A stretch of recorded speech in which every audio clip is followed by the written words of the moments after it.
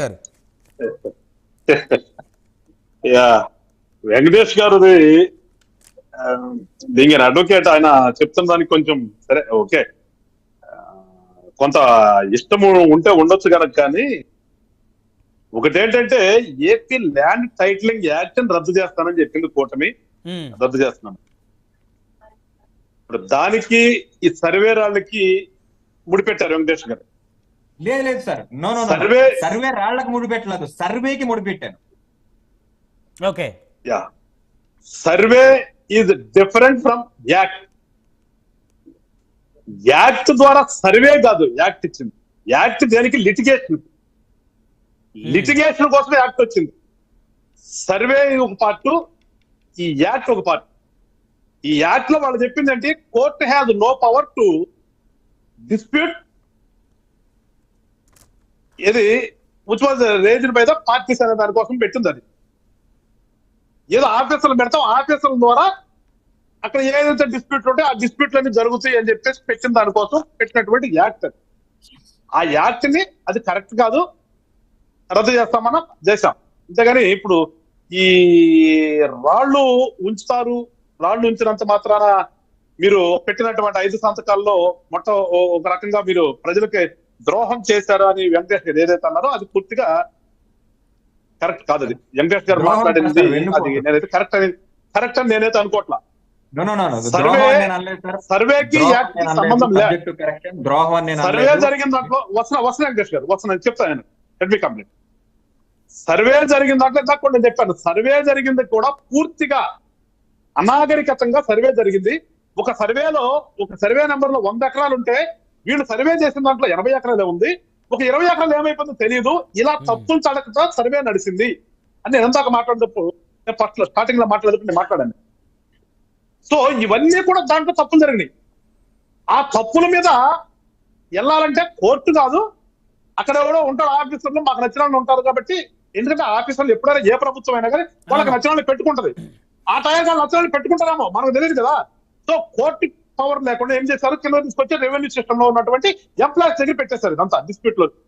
So అది act. అది ఆ యాక్ట్ ని రద్దు చేస్తామని చెప్పాము, రద్దు చేశాము.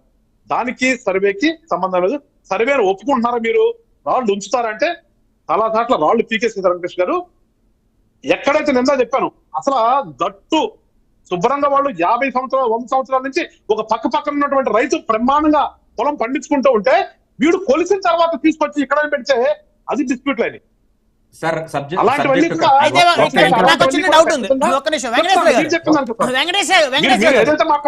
ఒక చిన్న డౌట్. గ్రామాల్లో ఫర్ సపోజ్ కౌలుకి ఇస్తారు కొంతమంది, పొలాలు కౌలుకి ఇచ్చిన పరిస్థితుల్లో, అంటే ఓనరు ఆ పొలాన్ని అంతగా అబ్జర్వ్ చేయనటువంటి పరిస్థితుల్లో ఆ కౌలు తీసుకున్న వాళ్ళు కానీ లేకపోతే పక్క పొలంలో ఉన్నటువంటి వాళ్ళు కానీ వాళ్ళు వ్యవసాయం చేసేటప్పుడు వాళ్ళు మెల్లమెల్లగా గెట్లను జరిపేటువంటి కార్యక్రమం ఒకటి ఉంటుంది.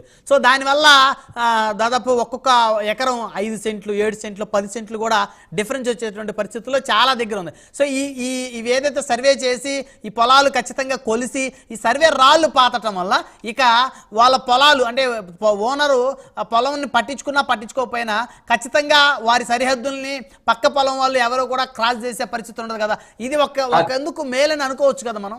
అది కాదు బ్రహ్మనాయుడు గారు, కాదు బ్రహ్మనాయుడు గారు. సర్వే అనేది ఒక శాస్త్రీయ పద్ధతిలో జరగలేదు. వెంకటేశ్వర గారు డ్రోన్ సర్వే ఏంటి సార్? డ్రోన్ సర్వే ఏంటి నాకు తెలియదు అసలు. డ్రోన్ సర్వే ఎట్లా వస్తుంది? సచివాలయంలో కూర్చొని ఒక డ్రోన్ పొలం మీద వదిలిపెట్టేసి ఒక డ్రోన్ వదిలేసేసి డ్రోన్ తో వీళ్ళు మార్క్ చేస్తారు. అది కాదు కదా సిస్టమ్. సర్వే అనేది ఒక పాయింట్ ఉంటుంది. ఒక్కొక్క ల్యాండ్ ఒక్కొక్క సర్వే నెంబర్ కింద ఆ సర్వే అనేది దాదాపుగా మనం చెప్పాలంటే పాత ఆయన చెప్పడం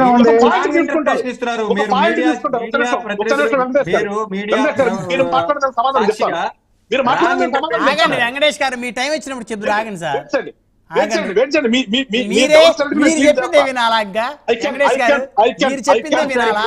మాట్లాడేవరా? నేను చేయగలను.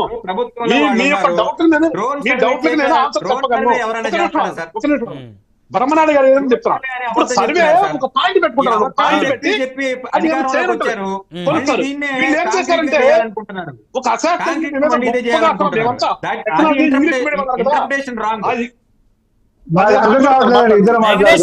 వెంకటేష్ గారు ఎందుకు చెప్పండి చెప్పండి. సార్ డ్రోన్ సర్వే చేశారు అనేది ఏదైతే ఉందో ఇది ఖచ్చితంగా అబద్ధం సార్. ఫీల్డ్ లో నేను కూడా తిరిగాను కాబట్టి చెప్తున్నా. ఈ రాష్ట్రంలో ఉన్న ప్రతి గ్రామంలో కూడా కొంతమంది విలేజ్ అసిస్టెంట్స్ ని ఏర్పాటు చేసి సుమారుగా రైతు భరోసా కేంద్రాలు కానివ్వండి, విలేజ్ సెక్రటరియట్ స్టాఫ్స్ ని కానివ్వండి, ఇంజనీరింగ్ స్టాఫ్ ని కానివ్వండి, కొలతలు కొలిచే వాళ్ళని కూడా శాశ్వతంగా ఎంప్లాయ్మెంట్ 1,80,000 మందిని ఎంప్లాయ్మెంట్ ఇచ్చి వాళ్లతో ఫీల్డ్ సర్వే చేశారు. ఈ కొలవటానికి గల ముఖ్య కారణం మీరు అనుకున్నట్టు బ్రహ్మనాయుడు గారు ఏదో 6 అడుగులు 7 అడుగులు పక్కకి వెళ్ళిపోతే భూమి యాజమాన్యం ఇక్కడ లేకపోతే దీన్ని మోసం చేసిన దాన్ని కరెక్ట్ చేయడానికి కాదని. ఈ రాష్ట్రంలో నిరుపేదల కన్నా రేషన్ కార్డులు ఎక్కువ ఉంది.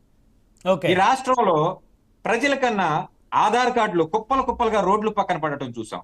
వీటి వల్ల మనకు వచ్చేటువంటి లాస్ లేదు. కానీ ఈ రాష్ట్రంలో కొంతమంది భూస్వాములు ఉండాల్సిన భూముల కన్నా భూమి ఉండదండి, పట్టాదారు పాస్బుక్ ఉంటుంది, రికార్డు ఉంటుంది, భూమి అక్కడ ఫిజికల్ గా ఉంటుంది. ఈ భూముల్ని తీసుకుని వెళ్ళి బ్యాంకుల్లో దర్జాగా తాకట్టు పెట్టుకుని కొంతమంది వెధవలు, రాజకీయ నాయకులైనట్టు వెధవలు వీళ్ళు ఏం చేస్తారంటే ఆ లోన్ లెగ్గొట్టి ఏ పార్టీ అధికారంలో ఉంటే ఆ పార్టీలోకి చేరి బ్యాంకుల సొమ్ములు వీళ్ళ అమ్మ మొగుడు సొమ్ములు లాగా. వెంకటేష్ గారు అలాంటి పదాలు వాడదు దయచేసి.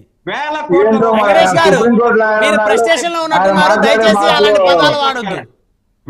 ఎందుకంటే వీళ్ళ తప్పుడు బతుకులు తెలియాలి. మీరు అలాంటి ఉంటే వాటి మీద కోర్టుకు వెళ్ళండి. మీరు అలాగే ఎవరన్నా ఆ విధంగా భూములు లేకుండా భూములు ఉన్నాయని చెప్పేసి పాస్ పుస్తకాలు సృష్టించి లోన్లు తీసుకునేస్తే వాళ్ళ మీద కోర్టుకు వెళ్ళండి.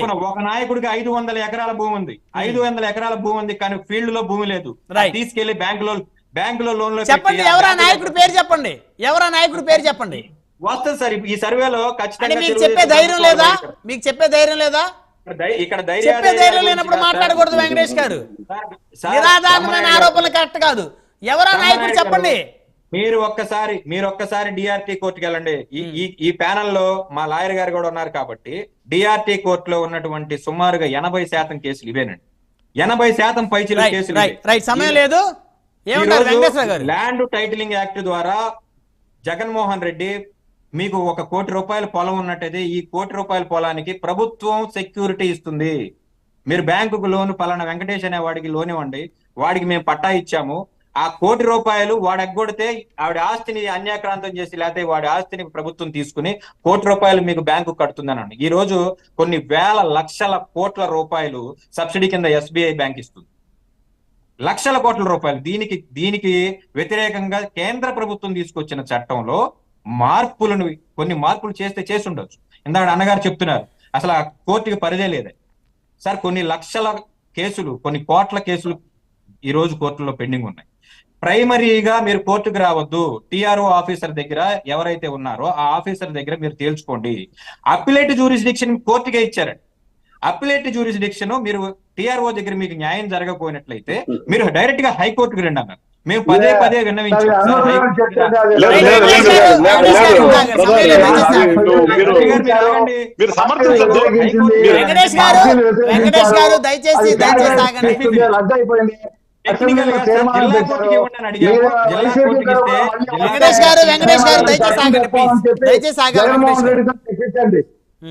రఫీ గారు కంక్లూడ్ చేయండి. ఇవాళ ఆ చట్టాన్ని ప్రజలు వ్యతిరేకించారు. అది నీతి ఆయోగ్ చెప్పిన దానికంటే భిన్నంగా ఆయన పెట్టాడు. ఏ రాష్ట్రంలో ఆ చట్టం లేదు. వ్యతిరేకించారు కాబట్టి ఎన్నికల ప్రణాళిక పెట్టాము. వచ్చిన తర్వాత ఆ చట్టాన్ని రద్దు చేశాం. అసెంబ్లీలో పెట్టి రద్దు చేశాం. మళ్ళీ ఏమైనా ఆ చట్టం మంచిదని మీకు భావిస్తే మీరు జగన్మోహన్ రెడ్డి గారి దగ్గరికి వెళ్ళి మేము వచ్చే ఎన్నికల్లో మేము గెలిస్తే మళ్ళీ అదే చట్టాన్ని తీసుకొచ్చి ఇంప్లిమెంటేషన్ చేస్తామని చెప్పి మీరు చెప్పించారు వెంకటేష్ గారు. అది బాగుంటుంది. అంతేగాని మీరు చెప్పడం వల్ల ఉపయోగం లేదు. దానివల్ల ప్రజలందరూ 30 గంటలతో చట్టం అది. కాబట్టి మీరు వైసీపీ నాయకులుగా మాట్లాడుతున్నారు.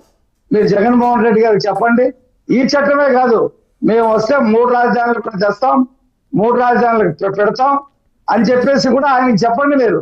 చెప్పి ఆయనతో మాట్లాడిస్తే బాగుంటుంది. మీరు చెప్తే ఉపయోగం లేదు రద్దయిపోయినటువంటి చట్టం గురించి. రైట్ రైట్ రైట్ వెంకటేశ్వర గారు, ఇప్పుడు మీ తోటి అడ్వకేట్ గా ఆయన ఏదైతే ఆరోపణలు చేశారో సింగలూరు వెంకటేష్ గారు, దాన్ని మీరు ఏ విధంగా చూస్తారు?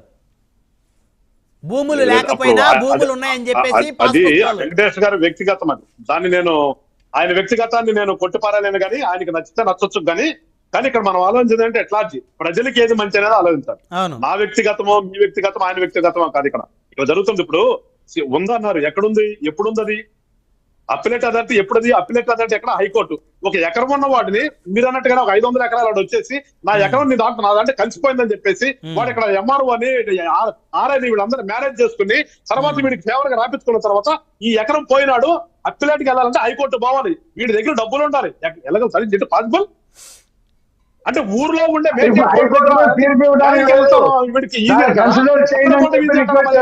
సుప్రీంకోర్టు ప్లేయర్ కాబట్టి సుప్రీంకోర్టు ఆలోచన చేస్తే నేనైతే చెప్పలేను కానీ ఏదో ఒకటి మాత్రం వాస్తవం బ్రహ్మనాయుడు గారు, ఏదైనా సరే రాజకీయ వ్యవస్థలో ప్రజాస్వామ్య వ్యవస్థలో ఒక రాజకీయ పార్టీ ఒకటి చేస్తుందంటే ఒక చట్టం తీసుకొచ్చినా ఒక పాలసీ తీసుకొచ్చినా ఒక స్కీమ్ తీసుకొచ్చినా కానీ ప్రజలకి లార్జ్ ప్రజలకి బెనిఫిషరీగా ఉండేదాన్ని ఎవరైనా ఆబంధం పట్టమంటారు. సో ఫైనల్ గా ప్రజల అభిప్రాయమే, మెజారిటీ ప్రజల అభిప్రాయమే ప్రభుత్వం అభిప్రాయంగా భావించాల్సిన అవసరం. 100%. రైట్. ధన్యవాదాలండి. చర్చలో పాల్గొన్నందుకు గాదె వెంకటేశ్వర గారు, జనసేన పార్టీ గుంటూరు జిల్లా అధ్యక్షులు, సయ్యద్ రఫీ గారు, తెలుగుదేశం పార్టీ అధికార ప్రతినిధి, సింగలూరు వెంకటేష్ గారు, రాజకీయ విశ్లేషకులు, అందరికీ పేరు పైన ధన్యవాదాలు. మరి ఇది వాళ్ళ ప్రైమ్ డిబేట్. చూస్తూనే ఉండండి. Keep watching prime.